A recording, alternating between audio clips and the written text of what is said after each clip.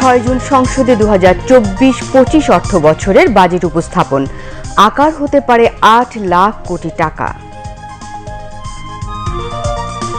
উগ্র সাম্প্রদায়িক অপশক্তি জামাত সম্পর্কে বিএনপি মহাসচিবের বক্তব্যে আবারও প্রমাণিত হয়েছে জামাত সহ সাম্প্রদায়িক অপশক্তির সঙ্গে তাদের গভীর বন্ধন রয়েছে, বললেন ওবায়দুল কাদের।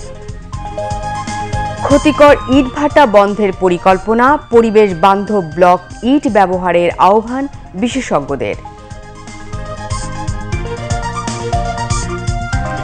জমে উঠেছে রাজশাহীর আমের বাজার, কর্মব্যস্ত আম চাষি ও ব্যবসায়ীরা, দাম চড়া।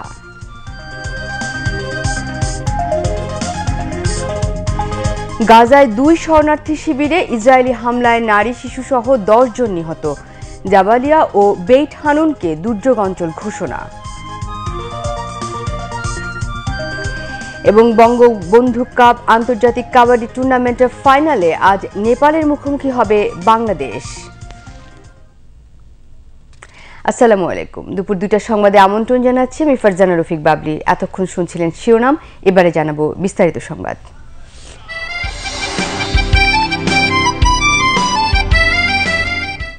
যতদিন পর্যন্ত বাংলা থাকবে, বাংলার আকাশ থাকবে, বাংলার মাটি থাকবে, বাংলার মাটি তোমার পাশে থাকবে, ততদিন পর্যন্ত আমার 21-এর শহীদের কথা কেউ ভুলতে পারবো না।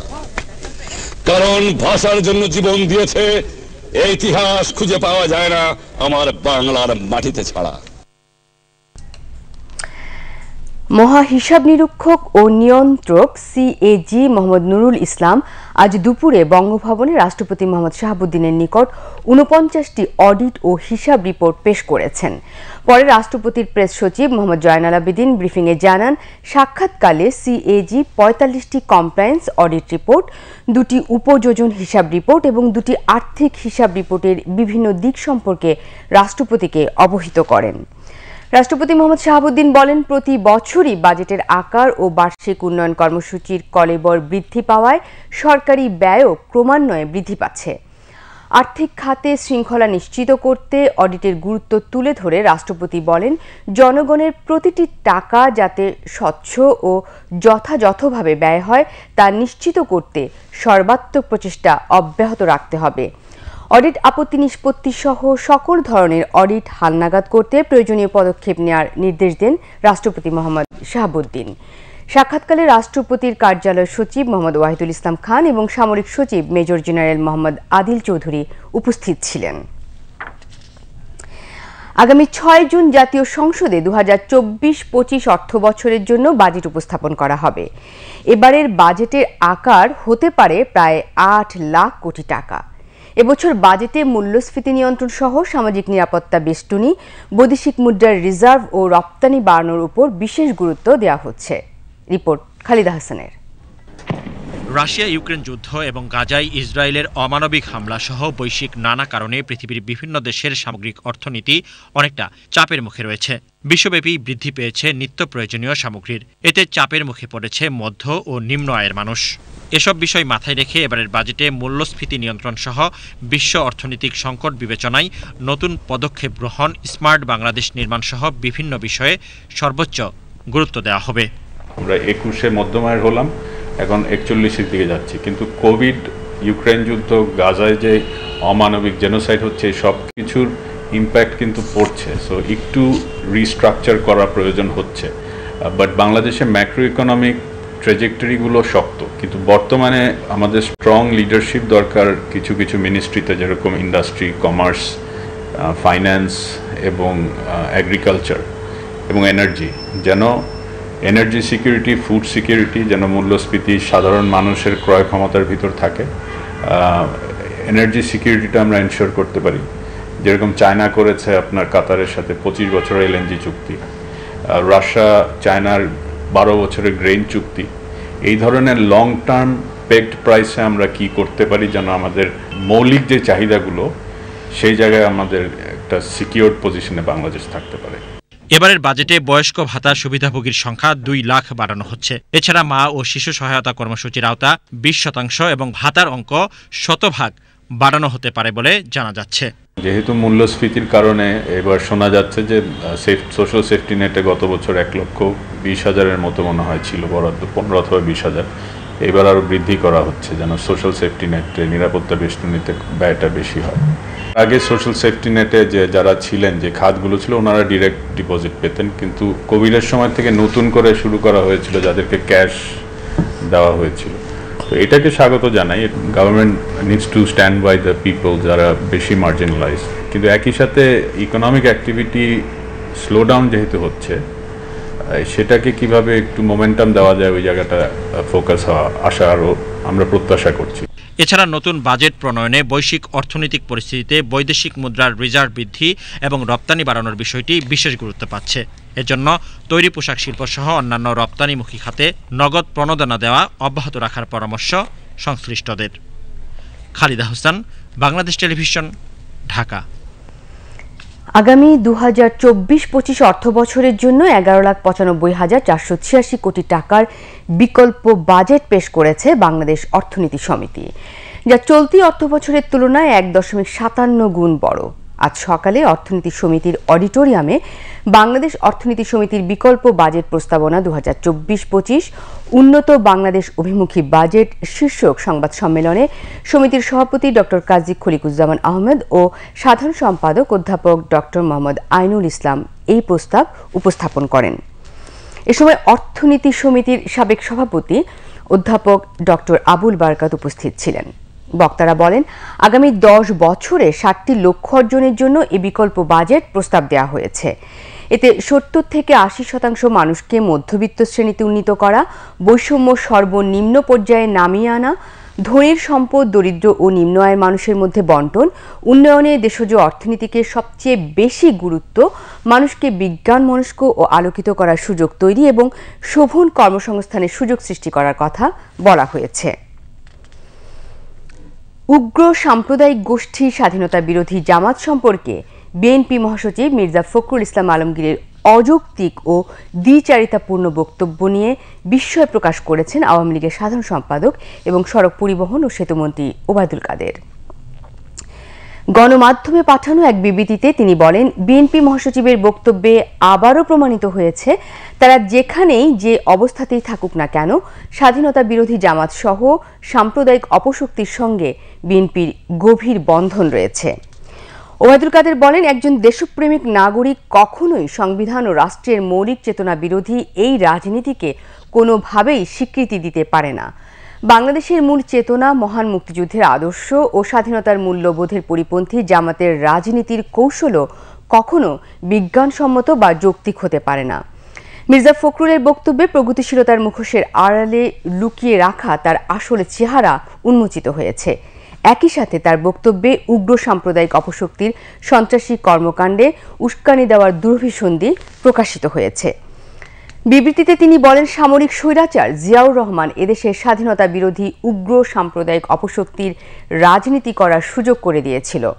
ঐতিহাসিকভাবেই বিএনপির সঙ্গে স্বাধীনতা বিরোধী এই অপশক্তির গভীর আঁতাত ও সম্পর্ক রয়েছে, যে কারণে মির্জা ফখরুল সহ বিএনপি নেতৃবৃন্দ তাদের প্রতি এক ধরনের দায়বদ্ধতা অনুভব করে এবং সর্বদা পৃষ্ঠপোষকতা দিয়ে থাকে।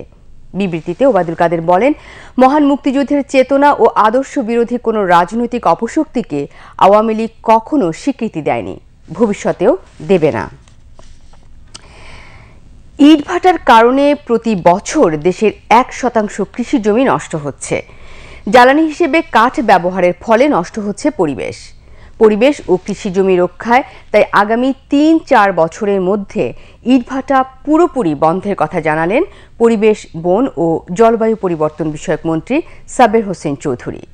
তিনি জানান, সরকারি সকল অবকাঠামো নির্মাণে প্রচলিত ইট বাদ দিয়ে পরিবেশ বান্ধব ব্লক ব্যবহার করা হবে। বিশেষজ্ঞরা বলছেন, এ ব্লক শতভাগ পরিবেশ বান্ধব। ইতিমধ্যে পোড়ানো ইটের পরিবর্তে অনেক বেসরকারি উদ্যোক্তারাও পরিবেশ বান্ধব এএসসি ব্লক তৈরি শুরু করেছে। রিপোর্ট সুমন মাহমুদের। মাটি পুড়িয়ে যে ইট বানানো হয় তা শুধু কার্বন নিঃসরণই করে না, খাদ্য উৎপাদনেও বিরূপ প্রভাব সৃষ্টি করে। তাই পরিবেশ ও মাটির উর্বরতা রক্ষায় আগামী 3-4 বছরের মধ্যে ইটভাটা পুরোপুরি বন্ধ করা হবে। পোড়ামাটির ইটের ব্যবহার কমাতে ব্লক ব্যবহার করার পরামর্শ সরকারের। এক্ষেত্রে পরিবেশ রক্ষায় এগিয়ে এসেছে বিভিন্ন বেসরকারি প্রতিষ্ঠান। ইটের বিকল্প হিসেবে তারা উৎপাদন করছে পরিবেশ বান্ধব এএসসি ব্লক। পুড়িয়ে রেড ব্রিক বানানো হয় এবং তাতে বিভিন্নভাবে দেশের প্রচুর ক্ষতি হয়। ম্যাক্সিমাম দেশে কিন্তু এএসসি ব্লক অথবা তার কাছাকাছি কিছু ব্লক তারা ইউজ করে, যেখানে মাটি পোড়ানোর কোনো ব্যাপার নাই। মাটি আমরা কেটে কেটে বার্ন করে এটা বানাবো, এটা মানদার তারা আমাদের কথা। আমাদের যেহেতু ক্ষেত খামারগুলি নষ্ট হয়ে যাচ্ছিল, সেটাও স্টপ হয়ে যাবে। পরিবেশ সুরক্ষা ও কৃষিজমি রক্ষায় আগুনে পোড়ানো লাল ইটের পরিবর্তে পরিবেশ বান্ধব ব্লক ইটের ব্যবহারকে উৎসাহিত করা হচ্ছে। আর এই ইট ভাটা বন্ধে সরকার সার্বিকভাবে পরিকল্পনা নেবে। আগামীতে সকল অবকাঠামো খাতে প্রচলিত ইটের ব্যবহার বন্ধ করে নতুন এ ব্লক ব্যবহার করা হবে। আর বিশ্লেষকরা বলছেন প্রতি বছর ২,৮৪০ মিলিয়ন সিএফটি উর্বর মাটি নষ্ট হয়। তবে মাটি পুড়িয়ে এই ইট ব্যবহার পুরোপুরি বন্ধ করতে পারলে পরিবেশের অনেক উন্নয়ন হবে। ইট ভাটা যেখানে আছে সেখানে ধোঁয়া নির্গত হচ্ছে। সেই ধোঁয়া যদি নির্গত না হয়, আমাদের আশপাশ পরিবেশটা ভালো থাকবে। এবং সেটা করার জন্য এখন যেটা করা হচ্ছে যে পুরানো না একটা ইটের ব্যবস্থা, এটা বহুদিন থেকে আছে, বহু পুরানো। নিশ্চয়ই এটা একটা ভালো পদক্ষেপ। আমরা সার্বিকভাবে পরিকল্পনা করে আমাদের চিন্তা হচ্ছে একটা নতুন টাইমলাইন, এবং সেটার জন্য ধরেন যে প্রণোদনার বিষয় আছে, কারণ যারা এটাতে বিনিয়োগ করবে এই নতুন প্রযুক্তিতে, তাদেরকে তো আমাদেরকে উৎসাহিত করতে হবে। পিডব্লিউডি, স্থানীয় সরকার প্রকৌশল অধিদপ্তর, তারা ইতিমধ্যেই তাদের টেন্ডারে বলে দিচ্ছে যে তারা ব্লকের প্রতি বা ব্লককে তারা উৎসাহিত করতে যাচ্ছে। উন্নয়ন তো পরিবেশ বান্ধব হতে হবে, যেটা এখন আমাদের মাননীয় প্রধানমন্ত্রী নিয়মিত বলছেন। আমরা উন্নয়ন চাই, আমরা পরিবেশের সুরক্ষা চাই। তো হয়তো সুরক্ষার বিষয়টা অতীতে আমরা সেইভাবে গুরুত্ব দিতে পারি নাই, তবে এখন তো আমরা দিচ্ছি এবং মাননীয় প্রধানমন্ত্রীর অবস্থান এই ব্যাপারে খুবই স্পষ্ট। পরিবেশ বান্ধব এ ব্লক কৃষি জমি ও বনজ সম্পদের অপচয় রোধ করবে। এতে কোনো জ্বালানির প্রয়োজন হয় না, পরিবেশের ভারসাম্য নষ্ট করবে না মত সংশ্লিষ্টদের। সুমন মাহমুদ, বাংলাদেশ টেলিভিশন, ঢাকা। এবারে আন্তর্জাতিক সংবাদ। গাজার নুসাইরাত ও বুরেজ শরণার্থী শিবিরে ইসরায়েলি হামলায় নারী ও শিশুসহ অন্তত ১০ জনের প্রাণহানি ঘটেছে। এদিকে গত রাতে খান ইউনুস এলাকায় বেশ কিছু আবাসিক ভবনে ইসরায়েলি হামলায় ৩ শিশুসহ আরও ১২ জন নিহত হয়েছেন। ইসরায়েলি হামলায় বিপর্যস্ত জাবালিয়া এবং বেইট হানুন এলাকাকে দুর্যোগ কবলিত অঞ্চল ঘোষণা উপস্থাপন করেছেন মার্কিন প্রেসিডেন্ট জো বাইডেন। অবরুদ্ধ গাজায় গত ২৪ ঘণ্টায় ইসরায়েলি হামলায় ৬০ ফিলিস্তিনি নিহত হয়েছেন। ৩ সপ্তাহব্যাপী ইসরায়েলের বর্বর হামলার পর জাবালিয়া শরণার্থী ক্যাম্প থেকে আরও ৫০টি মরদেহ উদ্ধার করা হয়েছে। গত ৭ অক্টোবর থেকে গাজায় ইসরায়েলি আগ্রাসনে এ পর্যন্ত ৩৬,৪৩৯ জন ফিলিস্তিনি নিহত হয়েছেন। আহত হয়েছেন ৮২,৬২৭ জন। নিহতদের মধ্যে অধিকাংশই নারী ও শিশু। মেক্সিকোর প্রথম নারী প্রেসিডেন্ট হিসেবে নির্বাচিত হতে যাচ্ছেন ক্ষমতাসীন মরেনা পার্টির ক্লডিয়া শেইনবাউম। গতকাল অনুষ্ঠিত নির্বাচন শেষে ধারণা করা হচ্ছে নির্বাচনে ক্লডিয়া শেইনবাউম ৫৬% ভোট পেতে পারেন। এতে করে প্রেসিডেন্ট নির্বাচনের অপর প্রতিদ্বন্দ্বী নারী ব্যবসায়ী ওচিতি গ্যালভাজের চেয়ে এগিয়ে থাকবেন তিনি। বুথ ফেরত জরিপ নিশ্চিত হলে আগামী ১ অক্টোবর প্রেসিডেন্ট হিসেবে আন্দ্রেস ম্যানুয়েল লোপেজ অব্রাডরের স্থলাভিষিক্ত হবেন ক্লডিয়া।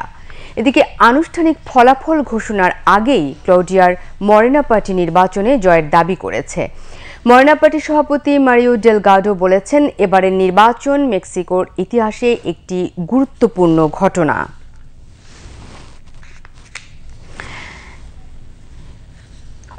ভারতে গত ৩ দিনে তীব্র তাপদাহে ৫০ জনেরও বেশি সাধারণ মানুষের প্রাণহানি ঘটেছে। তীব্র তাপদাহের কারণে শুধুমাত্র উত্তরপ্রদেশেই ৩৩ জন প্রাণ হারিয়েছে। এদিকে উড়িষ্যা রাজ্যে হিট স্ট্রোকে আক্রান্ত হয়ে আরও ২০ জনের মৃত্যু হয়েছে। বার্তা সংস্থা ANI একথা জানিয়েছে। ভারতীয় কেন্দ্রীয় স্বাস্থ্য মন্ত্রণালয় জানিয়েছে, ১ মার্চ থেকে ৩০ মে পর্যন্ত সময়ে ভারতের বিভিন্ন স্থানে হিট স্ট্রোকে আক্রান্ত হয়ে কমপক্ষে ৫৬ জনের প্রাণহানি ঘটেছে। এ সময় হিট স্ট্রোকের ঘটনা ঘটেছে ২৪,৮৪৯টি। তবে বিভিন্ন রাজ্যের পৃথক পরিসংখ্যান বিবেচনায় নিলে হিটস্ট্রোকে মৃত ও আক্রান্তের সংখ্যা আরও বাড়তে পারে বলে ধারণা করা হচ্ছে।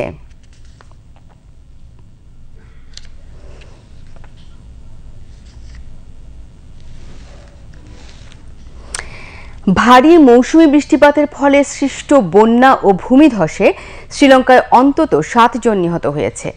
দেশটির দুর্যোগ ব্যবস্থাপনা কেন্দ্র জানিয়েছে, নিহতদের মধ্যে রাজধানীর কলম্বোর বাইরে সীতাওয়াকা এলাকার একই পরিবারের 3 সদস্য রয়েছেন। বন্যায় বিভিন্ন অঞ্চলের বিদ্যুৎ সরবরাহ বন্ধ হয়ে গেছে। সোমবার দেশের বিভিন্ন স্থানে বন্যা পরিস্থিতির কারণে শিক্ষা প্রতিষ্ঠান বন্ধ রাখার নির্দেশ দেওয়া হয়েছে। শ্রীলঙ্কার দুর্যোগ ব্যবস্থাপনা কেন্দ্র জানিয়েছে, দেশটির 25টি জেলার মধ্যে 20টিতে ব্যাপক মৌসুমী বৃষ্টিপাত চলছে। এর মধ্যে দেশটির 9টি জেলায় বন্যার ফলে ভূমিধসের সতর্কতা জারি করা হয়েছে। রাজধানী কলম্বো এবং দক্ষিণের এলাকাগুলোতে বন্যার ঝুঁকি দ্রুত বাড়ছে বলে জানিয়েছে কর্তৃপক্ষ। এসব এলাকায় অন্তত 400 মিলিমিটার বৃষ্টিপাত রেকর্ড করা হয়েছে। দেশটির সেনাবাহিনী বন্যা দুর্গতদের জন্য ত্রাণ সামগ্রী বিতরণ অব্যাহত রেখেছে।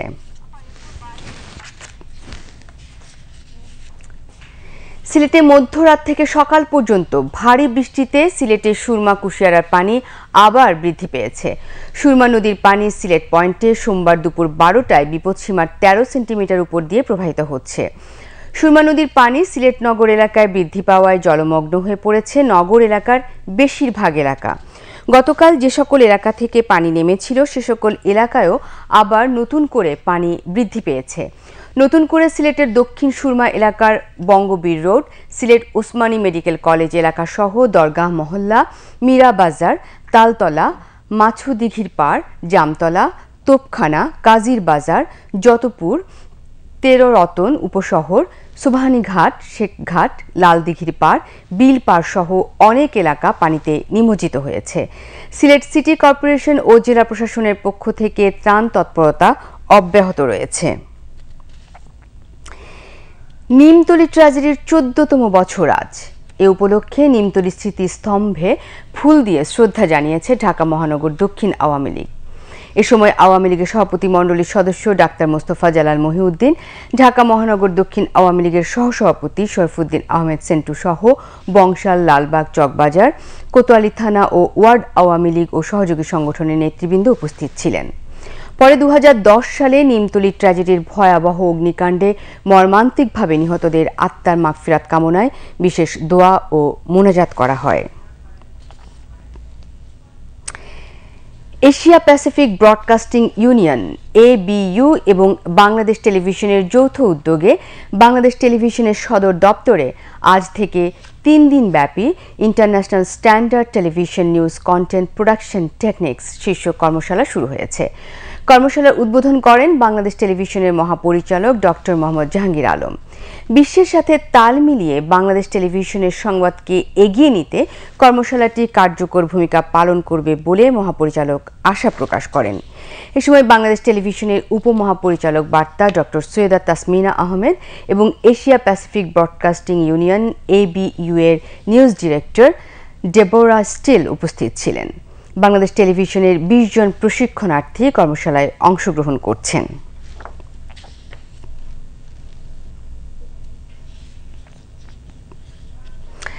রাজশাহীর হাট বাজারে আসতে শুরু করেছে গুটি আম, গোপালভাগ সহ আগাম জাতের আম। আম নিয়ে এখন চলছে চাষি ও ব্যবসায়ীদের মধ্যে ব্যস্ততা। ব্যবসায়ীরা বলছে আমের ফলন ভালো না হওয়ায় এবার দাম চড়া। 15 থেকে রাজশাহী গাছ থেকে আম সংগ্রহ শুরু হয়। আমাদের রাজশাহী প্রতিনিধি মোহাম্মদ আজিউল ইসলামের পাঠানো তথ্যচিত্রে ডেস্ক রিপোর্ট। রাজশাহীতে প্রায় শতাধিক প্রজাতির আম গাছ রয়েছে। এর মধ্যে 10 প্রজাতির আম বেশি চাষ হয়ে থাকে। গুটি, গোপালভোগ, রানী পছন্দ, হিমসাগর বা খিসরাপাত, আম্রপালি, লক্ষণভোগ, ল্যাংড়া, ফজলি ও আশিনা আম অন্যতম। 15ই মে থেকে আগাম জাতের গুটি আম বাগান থেকে নামানো শুরু হয়েছে। রাজশাহীর বৃহৎ আমের হাট পুঠিয়া উপজেলার বানেশ্বর হাট। সেখানে ইতিমধ্যেই উঠতে শুরু করেছে আম। প্রতি মন গোপালভোগ আম বিক্রি হচ্ছে ২,০০০ থেকে ৪,০০০ টাকা দরে। আর প্রকারভেদে গুটি আম বিক্রি হচ্ছে ১,২০০ টাকা থেকে ১,৮০০ টাকা পর্যন্ত। আবহাওয়াজনিত কারণে আমের উৎপাদন এবার কম থাকায় আমের দাম গতবারের চেয়ে বেশি বলছেন আম বিক্রেতা ও আম চাষিরা। এবার আগের তুলনায় আম অনেক কম গাছে, ১০০%-এর মধ্যে ৩০% আম আছে এখন গাছে, আর দাম এবার অনেক বেশি হবে আমের। শুরুতে যেভাবে মুকুল ছিল চারিদিকে, এখন বর্তমানে আমাদের আশপাশে আম খুবই কম। যারা বড় আম চাচ্ছে এবার বড় আম কিন্তু অনেকটাই নাই, এবার আমগুলো ছোট হবে। আমে রাসায়নিক ব্যবহার করে পাকার আগে অতি মুনাফা লোভী ব্যবসায়ীরা বাজারে আম বিক্রি করে, আর তা নিয়ন্ত্রণে আম সংশ্লিষ্টদের সাথে মত বিনিময় সভা ও নির্ধারণ করা দিনপঞ্জির আগে যাতে আম বাজারে নিয়ে আসতে না পারে সে লক্ষ্যে কঠোরভাবে মনিটরিং করছে জেলা প্রশাসন। 10 জুন থেকে ল্যাংড়া বা ব্যানানা ম্যাঙ্গো যেটি রয়েছে, 15 জুন থেকে আম্রপালি, ফজলি, 5 জুলাই থেকে বাড়ি আম 4, 10 জুলাই থেকে আশ্বিনা, 15 জুলাই থেকে গরমতি, 20 আগস্ট থেকে ইলামতি, কাটিমন ও বাড়ি আম 11 সারা বছর পরিপক্ক হওয়া সাপেক্ষে বাজারজাত করা যাবে। কোথাও কোনো অসঙ্গতি দেখলে আমাদেরকে জানাবেন। চলতি বছর রাজশাহী জেলায় 19,602 হেক্টর জমিতে আমের চাষ করা হয়েছে। আম উৎপাদনের লক্ষ্যমাত্রা নির্ধারণ করা হয়েছে 2,60,165 মেট্রিক টন। আমের জাত অনুযায়ী পর্যায়ক্রমে ইলামতি আম নামানোর মধ্য দিয়ে 20 আগস্ট পর্যন্ত চলবে আম নামানো। কুমার বিশ্বজিৎ রায়, ডেস্ক রিপোর্ট, বাংলাদেশ টেলিভিশন। এবারে খেলার খবর। আইসিসি টি-20 বিশ্বকাপের সুপার ওভারে নাটকীয়তায় ওমানকে হারিয়েছে নামিবিয়া। আজ সকালে বার্বাডোসের টস হেরে প্রথমে ব্যাট করে ওমান 19 ওভার 4 বলে 109 রানে অল আউট হয়ে যায়। জবাবে জয়ের জন্য 110 রানের টার্গেটে ব্যাট করে নামিবিয়াও নির্ধারিত 20 ওভারে 6 উইকেটে সংগ্রহ করে সমান 109 রান। ম্যাচ টাই হলে নিয়ম অনুযায়ী গড়ায় সুপার ওভারে নামিবিয়া সংগ্রহ করে 21 রান। জবাবে ওমান থেমে যায় মাত্র 10 রানে। ফলে এবারের আসরে প্রথম সুপার ওভারে জয় পেয়ে যায় নামিবিয়া। এদিকে নিউ ইয়র্কে আজ বাংলাদেশ সময় রাত 8:30টায় দক্ষিণ আফ্রিকার মুখোমুখি হবে শ্রীলঙ্কা। বঙ্গবন্ধু কাপ আন্তর্জাতিক কাবাডি টুর্নামেন্টের ফাইনালে আজ বিকেলে নেপালের মুখোমুখি হবে বাংলাদেশ। রাজধানীর শহীদ সোহরাওয়ার্দী ইনডোর স্টেডিয়ামে ম্যাচটি শুরু হবে বিকেল 4টায়। এদিকে গতকাল প্রথম সেমিফাইনালে থাইল্যান্ডকে 3টি সোনা সহ 41-18 পয়েন্টে হারিয়ে টানা চতুর্থবারের মতো বঙ্গবন্ধু কাপ আন্তর্জাতিক কাবাডি টুর্নামেন্টের ফাইনালে ওঠে বাংলাদেশ। আর দ্বিতীয় সেমিফাইনালে 2022 সালের রানার আপ কেনিয়াকে 59-55 পয়েন্টে হারিয়ে প্রথমবারের মতো ফাইনালে ওঠে নেপাল। বাংলাদেশ হ্যান্ডবল ফেডারেশনের আয়োজনে আজ শুরু হয়েছে 35তম জাতীয় নারী হ্যান্ডবল প্রতিযোগিতা 2024। রাজধানীর শহীদ ক্যাপ্টেন এম মনসুর আলী জাতীয় হ্যান্ডবল স্টেডিয়ামে প্রতিযোগিতার উদ্বোধন করেন ক্রীড়া সংগঠক মাকসুদা খানম। এ সময় অন্যান্যের মধ্যে উপস্থিত ছিলেন ফেডারেশনের সাধারণ সম্পাদক আসাদুজ্জামান কোহিনুর ও সাবেক জাতীয় ফুটবলার আব্দুল গাফফার। উদ্বোধনী দিনে জয় পেয়েছে মাদারীপুর, যশোর, নড়াইল এবং জামালপুর জেলা ক্রীড়া সংস্থা। 5 দিন ব্যাপী প্রতিযোগিতায় সার্ভিসেস ও জেলা ক্রীড়া সংস্থার মোট 23টি দল অংশগ্রহণ করছে। দুপুরের সংবাদ শেষ করব, তবে তার আগে শিরোনামগুলো জানিয়ে দেব আরও একবার। 6 জুন সংসদে 2024-25 অর্থ বছরের বাজেট উপস্থাপন। আকার হতে পারে 8 লাখ কোটি টাকা। উগ্র সাম্প্রদায়িক গোষ্ঠী স্বাধীনতা বিরোধী জামাতকে নিয়ে বিএনপি মহাসচিবের বক্তব্য অযৌক্তিক ও দ্বিচারিতাপূর্ণ, বললেন ওবায়দুল কাদের। ক্ষতিকর ইট ভাটা বন্ধের পরিকল্পনা, পরিবেশ বান্ধব ব্লক ইট ব্যবহারের আহ্বান বিশেষজ্ঞদের।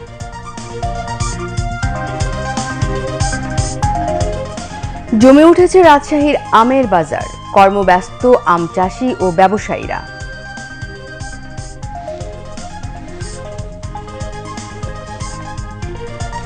গাজায় 2 শরণার্থী শিবিরে ইসরায়েলি হামলায় নারী শিশুসহ 10 জন নিহত। জাবালিয়া ও বেইট হানুনকে দুর্যোগ অঞ্চল ঘোষণা। এবং বঙ্গবন্ধু কাপ আন্তর্জাতিক কাবাডি টুর্নামেন্টের ফাইনালে আজ নেপালের মুখোমুখি হবে বাংলাদেশ। এই ছিল দুপুরের সংবাদ আয়োজন। এতক্ষণ সঙ্গে থাকার জন্য ধন্যবাদ জানিয়ে বিদায় নিচ্ছি। খোদা হাফেজ।